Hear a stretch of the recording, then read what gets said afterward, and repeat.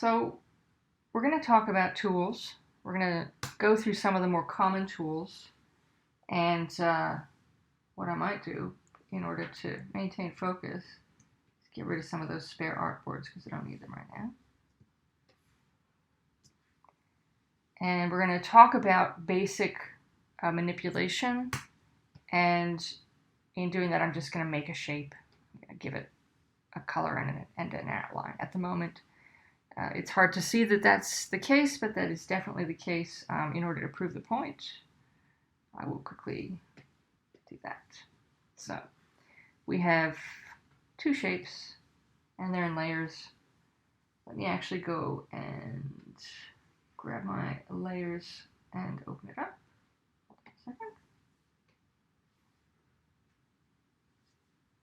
So shove that in there. Artboards. I like having that open all the time. So, and that's the thing. You can actually grab stuff and drag it into different contextual spaces. So right now we have a layer with two shapes, and those shapes were created with this shape tool. This is a really, really standard tool. It allows you to make rectangles, rounded rectangles, ellipses, polygons, stars, and the ubiquitous, wonderful, why ever, why not? The flare tool. Not my favorite thing ever, but you know, it's there. It's there because people love it. Maybe it's there just to haunt my dreams. Who can say? But the most basic tools, when you hover over these tools, they'll show you what they are. So they'll show you the selection tool. It'll show you the shortcut. Most of the shortcuts that you'll find in this software are pretty straightforward. Some of them are less so. I mean, some of them do require multiple key hits, but most of the tools don't. So say, for instance, the most common tools are going to have a letter, except the curvature tool here, there's a shift and an apostrophe. It's a little bit different one, right? But things like type and lines and doing brush strokes and blah blah blah blah blah. They have shortcuts. It's good to get used to using them if you can. So the selection tool it lets you move something around, and it lets you make changes to a thing. It also allows this. So be wary of the fact that you can actually very quickly make changes to an object while you're still just using the selection tool. If I wanted this to only affect one corner, I should be able to actually select one individual corner and make that change. But, hold on. Does it want to let me do it all? It doesn't want to. Let me do. Now I can. Now I can. So it's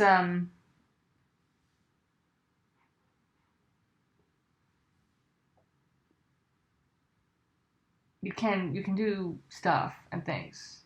You can see that it has made that sort of off-centered application that I asked for it to do, but that it does it in a bit of a fun and interesting way.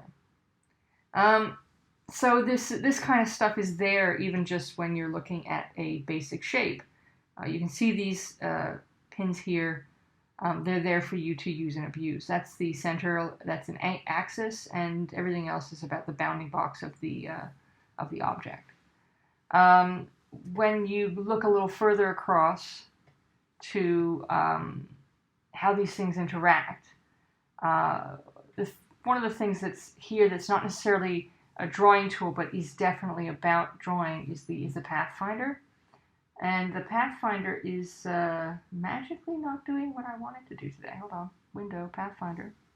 P for Pathfinder, thank you. I'm adding the Pathfinder to my toolbar.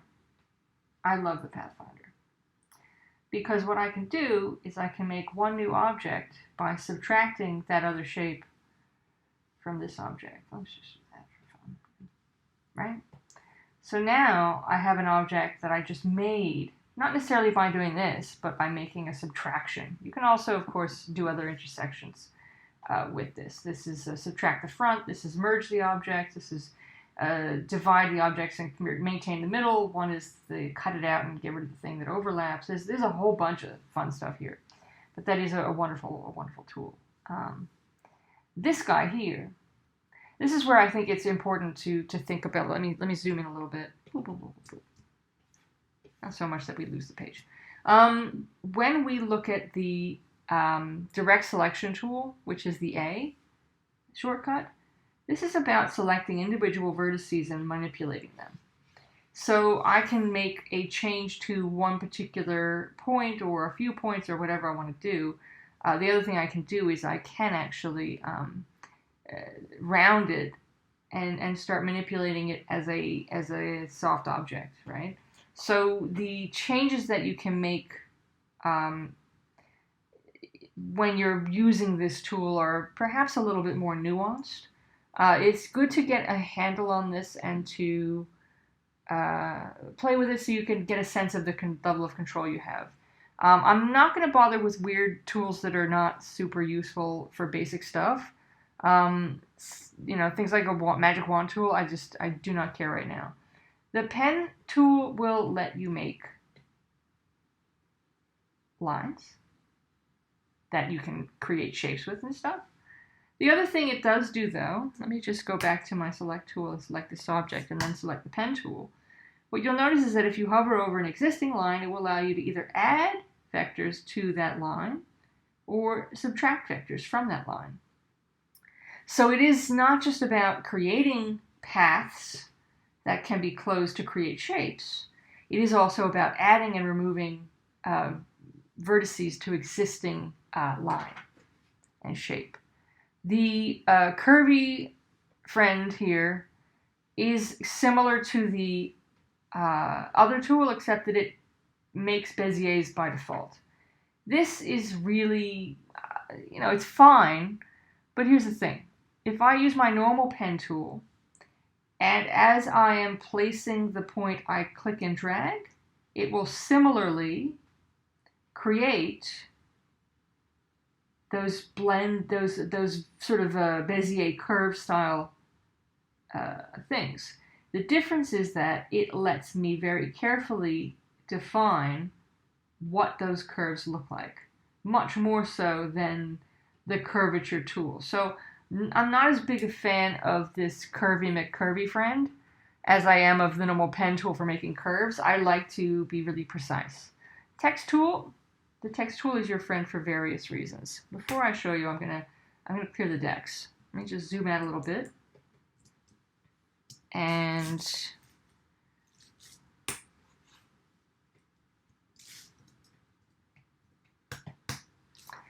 I'm going to do this a couple of ways. You can just click and it will give you lorem ipsum, which basically says if you type nothing, lorem ipsum will be here to remind you that you put type here. If you click and drag, you can create a shape that fills with type. Once again, it'll fill with lorem ipsum. And that's a placeholder text. It's very handy when you're designing a layout, but you don't actually have the text yet to put into that layout. The other thing you can do is type on a path. So say, for instance, I make a path, and I hit my type tool. If I cycle through my type tool, you can see that there's actually a bunch of different tools embedded in here. Anything that has a little drill down triangle in the corner is multiple doodads. So it's instantly going to put lorem ipsum on there. I can, of course, just start typing. Anywhere where it puts lorem ipsum, while it's highlighted, you can just type the things you want to type. Obviously, there's a billion ways to go for it. You can have the vertical type tool, which once again will start off with lorem ipsum, and typing in shapes and all kinds of fun stuff. So this is all fabulous. The line tool I use a lot. If you hold the shift key down, it'll make lines that are straight on in one sense or another, like on an angle. So you can basically click and drag in any direction, but it will pick and snap to either 90, 45, or 180 to just give you lines. Here's another thing to think about. If you use the line tool and you don't have a color or a fill selected, you're not going to see the lines. And you can see here there's a whole bunch of lines that exist but don't have any fill. I'm just selecting them here. I'm going to give them something. Let's just do that. That way we can see the fun stuff we've done. The brush tool. Once again, if you go in here, it's got a couple of things in it, but the paintbrush tool to me is, I don't know, it's not necessarily super useful. It's not unuseful. It's just going to make vector, right?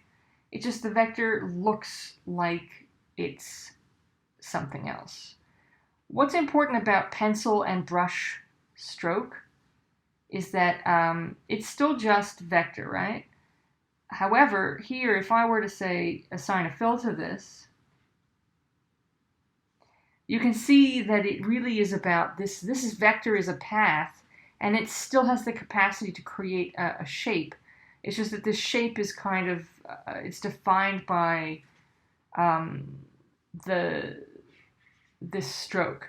In contrast, if we were to go digging around for Captain Pencil and do the same kind of line, you'll see that it doesn't necessarily come up by default with that last texture I used. But at the same time, if I were to tell it to do a fill, it's going to create the same kind of scenario. And if I go to this object and I look at doing this kind of, I want this to be fatter and I want it to not have a uniform line, and I say I wanted to do this, it kind of winds up looking very similar to this other brush tool. So, I mean, in a basic sense, it's really horses for courses. There's not enough of a significant difference between these things for me to tell you that one's better than the other or more valuable than the other. But you'll notice that the brush tools here have different things floating around inside them. Path eraser tools, shaper tools, smoothing tools. That can be helpful when you've made a mess of things. I'm not a big fan of Captain Eraser. Eraser doesn't make friends with me, and I don't make friends with Eraser here. And this is why. The idea that you could just drag and make two shapes, this could be very helpful, it could be very useful, but I tend to find limited uses for it because I'm a bit more meticulous than that, and I tend to divide objects using the pathfinding tool rather than using the eraser tool to make objects, right? It's not for me. So the other tools here are a little more like advanced. We've got this kind of the warp tool, the twirl tool. I mean, yeah, whatever. You can if you want to. This is a party where everyone's invited, including this tool. This one's fun in its own way, but it's hard to control. And as you make things more and more progressively complex, you may find that it's infinitely nauseating.